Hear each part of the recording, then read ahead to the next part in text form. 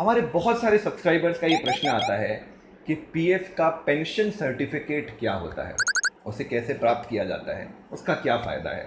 तो दोस्तों, पीएफ के दो इंपॉर्टेंट हिस्से हैं। एक तो है प्रोविडेंट फंड, जो आपको एक मुश्त राशि मिलती है जब भी आप जॉब में नहीं होते हैं, जब आप रिटायर होते हैं तब एक तरह से आपकी रिटायरमेंट की सेविंग हो गई।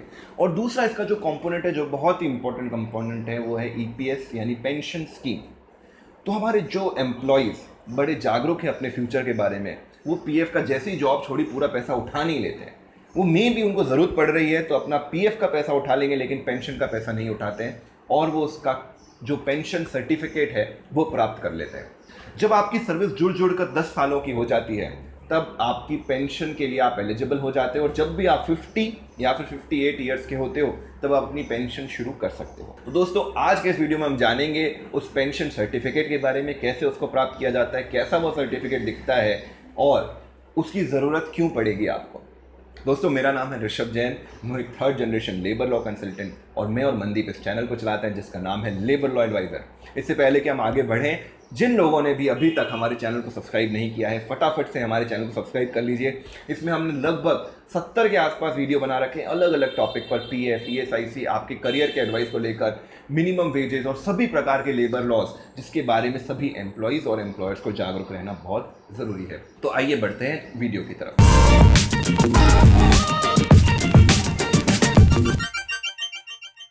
तो दोस्तों, ये पीएफ का पेंशन सर्टिफिकेट आखिर क्या है। तो दोस्तों, जिन लोगों ने भी सबसे पहले पीएफ स्कीम को डिटेल में नहीं जाना है, हमारा पुराना एक वीडियो है अबाउट पीएफ, आप ये वीडियो आई बटन पर जाकर देखें और समझें कि बेसिकली पीएफ स्कीम है क्या, ये पेंशन स्कीम है क्या, और उसके बाद इस वीडियो को कंटिन्यू करें। तो मैं उम्मीद करता हूँ जो लोग ये वीडियो आगे देख रहे हैं उनको पीएफ और पेंशन स्कीम के बारे में बेसिक जानकारी है। तो जो ये पेंशन स्कीम है, ये आपके रिटायरमेंट के समय आपको पेंशन देने के लिए इसमें रुपए इकट्ठा होता चला जाता है। इस पर आपको किसी भी प्रकार का इंटरेस्ट नहीं मिलता, लेकिन एक फॉर्मूले के आधार पर आप जब भी रिटायर होंगे तो आपको कितनी पेंशन मिलेगी वो कैलकुलेट किया जा सकता है। यदि आप पेंशन में लगातार पैसा कंट्रीब्यूट कर रहे हैं और जानना चाहते हैं कि आप जब रिटायर होंगे तो आपका कितनी पेंशन बनेगी, तो हमारा ये वाला वीडियो देखें, ईपीएस स्कीम की पेंशन कैलकुलेशन का वीडियो। अब दोस्तों, यदि आप जैसे ही सर्विस छोड़ते हैं और अपना पूरा पीएफ का पैसा रिफंड कर लेते हैं तो आपके पास वहाँ पर दो फॉर्म आते हैं, फॉर्म 19 और फॉर्म 10C।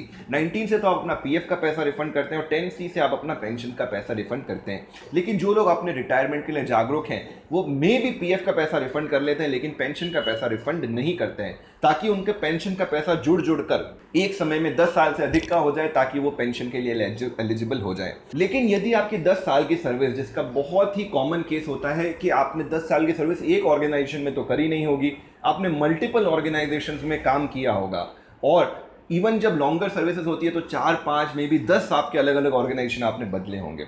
ऐसे केस में पीएफ डिपार्टमेंट को कैसे पता चलेगा कि आपकी ओवरऑल सर्विस कितनी रही है।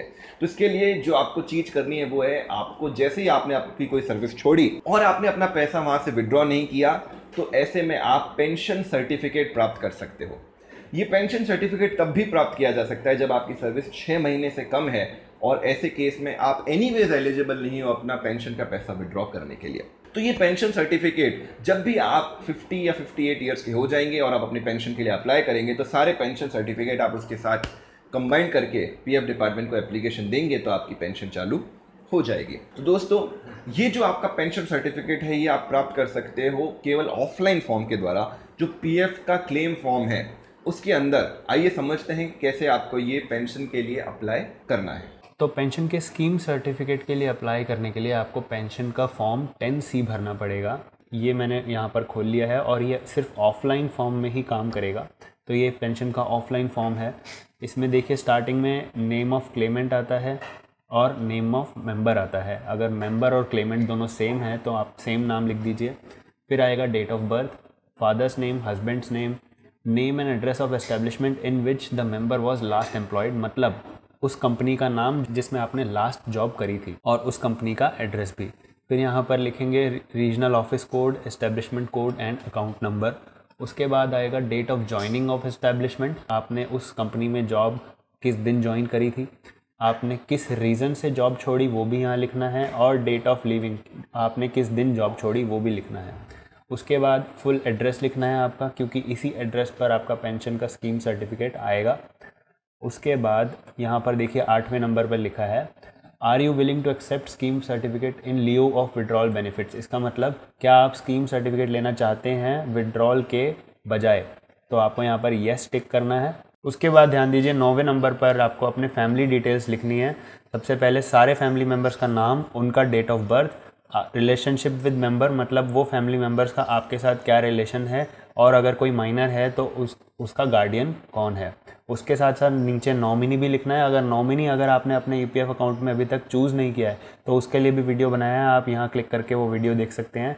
और उसके बाद आपको यहाँ पर नॉमिनी, उसकी डेट ऑफ बर्थ, उसके साथ आपका रिलेशनशिप, ये सभी कुछ भरना है। इसके साथ साथ ये सारे फैमिली मेम्बर्स का बर्थ सर्टिफिकेट और आधार कार्ड की कॉपी भी आपको लगानी है, और अपनी खुद का बर्थ सर्टिफिकेट और आधार कार्ड की कॉपी भी आपको इसके साथ अटैच करनी है, तभी पेंशन का स्कीम सर्टिफिकेट आपको मिल पाएगा। क्योंकि बर्थ सर्टिफिकेट से ही ये पता चलेगा कि आपकी उम्र कब 58 ईयर्स की होगी और कब आपको पेंशन मिलनी स्टार्ट होगी। और फैमिली मेम्बर्स के बर्थ सर्टिफिकेट से भी ये पता लगाया जाएगा कि बच्चों की उम्र 25 साल तक कब होगी और कब पेंशन रोक दी जाएगी, क्योंकि बच्चों को 25 साल तक की उम्र तक ही पेंशन दी जाती है। तो सभी फैमिली मेम्बर्स का आपको बर्थ सर्टिफिकेट और आधार कार्ड लगाना ज़रूरी है। इसके साथ साथ एक गैप बिटवीन एम्प्लॉयमेंट का भी सर्टिफिकेट लगाना होता है। वो तभी बनता है जब आपने अपनी जॉब में कुछ महीनों का, कुछ टाइम का गैप ले लिया था और उस टाइम पे आपने ईपीएफ या ईपीएस में कंट्रीब्यूट नहीं किया था, पर आपने वही कंपनी वापस आके ज्वाइन कर ली थी और अपनी नौकरी रिज्यूम कर ली थी। तो बीच में जो गैप आता है उसका एक गैप सर्टिफिकेट होता है, वो भी आपको अटैच करना ज़रूरी है। तो ये रहा वो गैप सर्टिफिकेट। बहुत ही सिंपल सा फॉर्म है, ये आपको अप्लाई करना है। पहले गैप सर्टिफिकेट लेना है, उसके बाद वो इस फॉर्म के साथ अटैच करना है, और ये फॉर्म पूरा भर के इसमें पहले और दूसरे पेज पर अपना साइन और एम्प्लॉयर का साइन, ये देखिए पहला पेज पे अपना साइन और एम्प्लॉयर का साइन, उसके बाद दूसरे पेज के एंड में भी आपको अपना साइन और एम्प्लॉयर का साइन करके ईपीएफ ऑफिस में भेजना है, और आपको अपने एड्रेस पर पेंशन सर्टिफिकेट मिल जाएगा। पेंशन सर्टिफिकेट दिखने में कुछ इस तरह का होता है। ये देखिए यहाँ पे आपकी सारी डिटेल आ गई, और यहाँ पर आपकी फैमिली डिटेल भी आ गई जो आपने फिल की थी।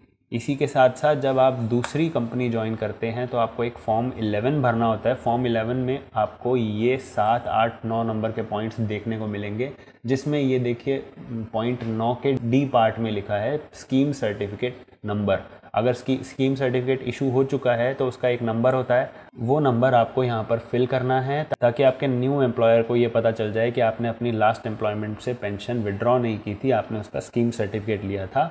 और इस वाली एम्प्लॉयमेंट का भी आप चाहें जब भी आप छोड़ेंगे तो स्कीम सर्टिफिकेट के लिए आपको दोबारा अप्लाई करना पड़ेगा। तो जब भी आप जॉब छोड़ते हैं आपको स्कीम सर्टिफिकेट के लिए अप्लाई कर लेना चाहिए, ताकि वो सारे सर्टिफिकेट जुड़ जाएँ। वो सारे सर्टिफिकेट जुड़ जाने के बाद आपको 58 ईयर्स के बाद पेंशन के लिए अप्लाई करना है, ये सारे सर्टिफिकेट्स की डिटेल देके, और उसके बाद आपकी पेंशन आनी स्टार्ट हो जाएगी। तो दोस्तों उम्मीद करता हूँ आपको ये वीडियो पसंद आया होगा। अगर आपको अच्छा लगा है तो अपने दोस्तों के साथ शेयर करें, लाइक बटन दबाएं, और कुछ प्रश्न है तो नीचे कमेंट्स में ज़रूर हमसे पूछें। हम कोशिश करेंगे जितनों का रिप्लाई कर पाएंगे करेंगे। इस वीडियो के अंत तक बने रहिए ताकि हम आपको बताएं अगला वीडियो किस टॉपिक पर आने वाला है।